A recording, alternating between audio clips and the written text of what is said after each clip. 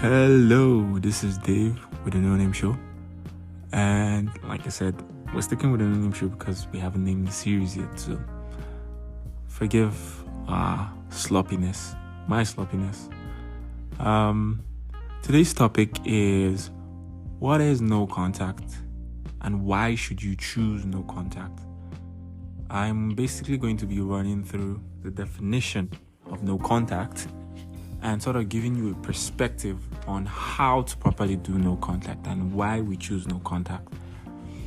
For a lot of the other channels you might run into, with breakup advice and telling you about no contact, there's this whole thing with the 30-day no contact, 20-day no contact, 3 months no contact, and there's this no contact rule, and there's rules and regulations.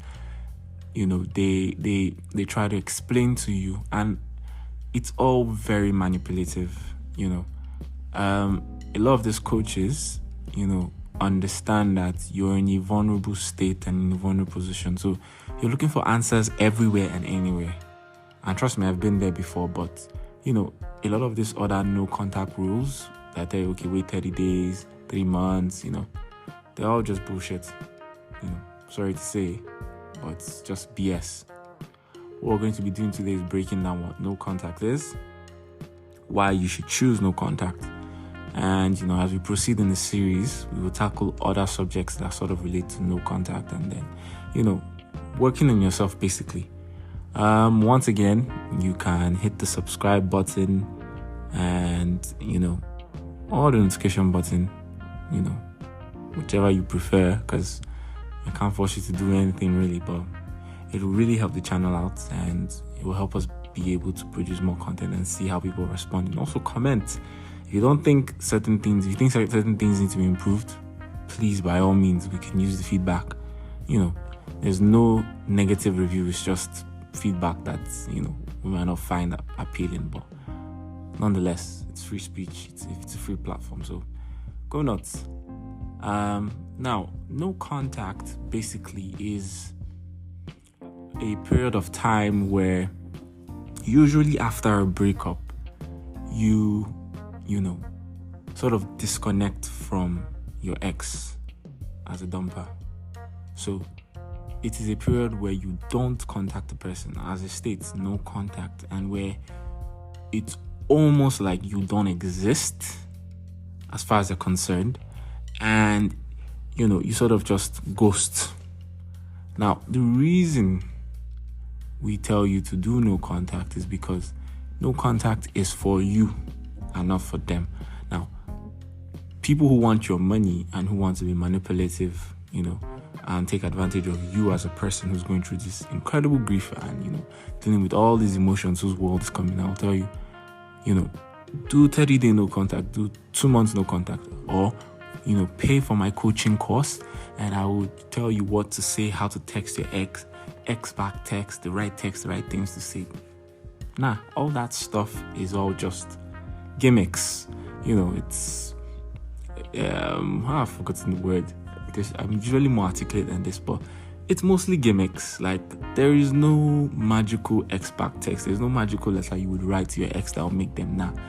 You see, when someone breaks up with you, they're expecting you not to do well, and they've made the decision that they feel like they're firmly confident in. So when you keep trying to reach out to them, keep trying to, plead with them, and you only validate that decision they've made, because like, oh, really, this was the right choice, see how needy he's getting, or see how needy she's getting, and you don't want that. You never want to be in a position of, weakness. You want to be able to be in a position of strength, and then you leverage that strength to get what you want, not just in relationships, but in life in general. So, why we tell you to do no contact, like I said, is for you. It's a period of time where, you see, when you're in a toxic environment, you sort of need to be able to remove yourself from that, environment to gain perspective. So it is you removing yourself from that situation to sort of go back and say, okay, look, I used the same analogy in the last, in last video, or in last podcast, and last talk show, where I said, as a player or as an athlete, professional athlete, when you are sidelined by an unexpected injury, you go back, after surgery and everything, you go to therapy to work on yourself. Now, the reason why you're working on yourself is because you know that in order for you to be able to compete at that level which you were, which is being able to be attractive enough to, go back into the dating scene or, fix some of the issues that caused you to have that injury in the first place, you sort of need to be able to train, work, just carry out routines that basically only improve your ability to perform, so that when you step back into, the limelight, or when you step back into the game, you are at 90%, and you're killing it basically in the pitch or in the field or wherever it is. So think about yourself as an athlete right now who has been sidelined by an injury, which is an unexpected breakup, and you've been dumped. Now, this is a period for you where all the pundits and all the journalists, the sports journalists are saying,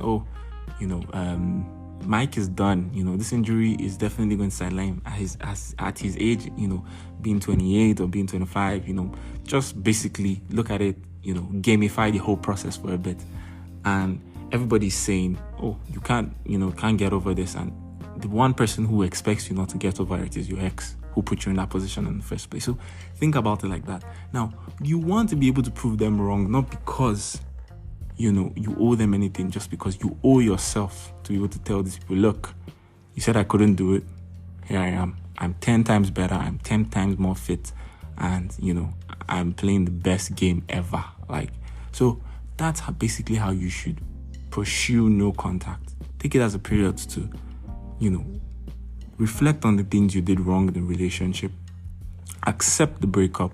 Go to the gym. Pick up new hobbies. Learn about your attachment styles. Learn about different attachment styles. Like I said, listen to different coaches. The number one, YouTube channel I usually recommend, is The Love Chat with Rory.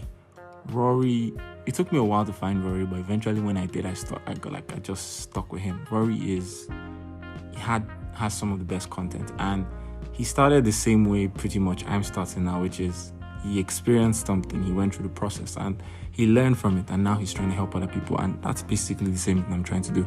So, Rory, the dating guy, Coach Craig, Kenneth, a few other ones that I can't really remember. I think I'd list them. Maybe in the next video, I'd actually do a talk on who you should listen to, because it's important to listen to the right people and get the right support. Now, you can also talk to friends and families. Now, like I said in the last video, mutual friends can be tricky because you assume that they are on your side, but as long as you share that same friend with your ex, it's most likely that whatever you are telling them will get back to your ex, and you don't want that. Not because you're trying to manipulate your ex, just because of the fact that right now it needs to be about you and you're choosing yourself. So focus on working on yourself. If you have certain financial goals you wanted to reach, let that be your new sort of goal, your new obsession. Go to the gym, develop healthy habits, learn, look at where you made certain mistakes, look at where you have done things differently. And you will notice that what will happen is you would start to detach yourself from the anxiety of that experience that you felt when you were broken up with. You start to feel better, you start to feel more confident, you start to look more attractive, and before you know it, you get to a point where you would tell someone, and trust me, most people don't believe this when it starts, like when you're in that, the first phase of the breakup. I didn't believe it myself. But you get to a point where you say to someone, this had to happen in order for me to grow to where I have to be now. And I said the same exact thing. This had to happen in order for me to grow to where I needed to be. And I'm there, and a lot of other people are there. And I've moved on, well over, years. So, again, it's something that is for you and not for anyone else. So that is why you should choose no contact, because it helps you build. It gives you an opportunity to make the best of yourself. It gives you the opportunity to go back, restructure, reform, and then come out as a badass, because you owe yourself that, and you've been given an opportunity of adversity. That opportunity that you've been given is, life saying, "Oh, I'm putting you down. Let's see how you actually get up." And how you come out of the situation, determines your character. So it builds so many things. It helps you build your character. You become more confident. So the bottom line is, going no contact is not because you want to get your ex back. Going no contact is because you need to get you back. And not just get you back, get you at top form, performing on an elite level, like the elite athlete that you are. If you enjoyed this talk, please once again hit the subscribe or notification bar, whichever suits you. Comment, let us know where we need to improve. I hope to talk to you guys next time. Enjoy.